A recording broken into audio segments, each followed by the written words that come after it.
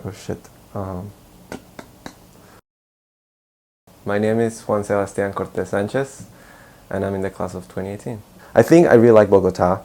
It's just like, it's just out there. I mean, it's messy, it's chaotic. There is art, there's crime, there's poverty. There's this place, it's called La Videoteca, and they show movies. They're like, it is like $2 or like $1 to go in these movies, and they show like international movies, but they also have like free showings. At one point you're sitting and there's like homeless guys, you know, like the super rich white intellectuals on the back. It is Jews, like university students, like executives, just sitting in the same room watching a movie. It's extremely cool. I lived 15 years in Colombia. It was a cool childhood. Middle class guy. Never really lacked anything. I got everything I needed. I think I was lucky to be born in the generation of my family that had made it. Growing up in Colombia, you know, messy city, chaotic city. I think those are things that I saw when I was a child.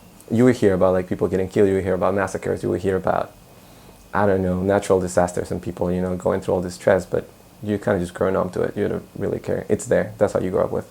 Very, very family oriented, you know, big Latino family. We moved to my grandmother's house.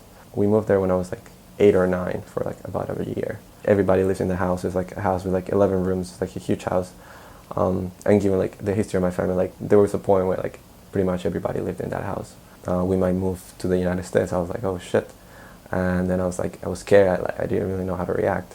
And then all of a sudden, just like in a country where you don't really speak the language, where you don't know anybody, and I'm going through like all these English tests, and they're like moving me from school to school. I don't really know anybody. My dad is like, you know, we're taking public transportation all the way over there, and it's weird. This is your life now, and then you're going to this high school where you don't know anybody, and where you don't speak the language. So that was, I guess it's tough, and it's something that a lot of people coming from Latin America go through.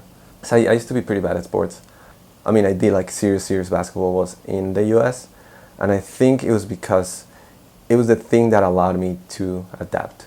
There are people that are there for 5-6 years and do not get out of like that small group of people that speak Spanish. And it's completely understandable. But I think for me and myself, it was like basketball allowed me that even without a language, I get another group of people that I could interact with.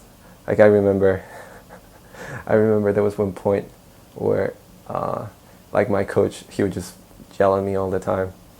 And then my teams would be like, he doesn't speak English. You're uncomfortable, you cannot speak Spanish. And I think, yeah, it did allow me to get out of my comfort zone and force me to adapt. I don't think I would have been able to do it without basketball, and I think that's what it means a lot. Singapore. But I think initially, I didn't really think too much about it. You know, like 7 years, you know, back in Colombia, like I would never think I was in Singapore. It just seemed such like a gift from life. I don't know. Prof Boss said this, she's awesome, is that if you look at it as a gift, is that it entails that you can enjoy it, that you take advantage of it, but that you're aware that a gift entails a responsibility to give back.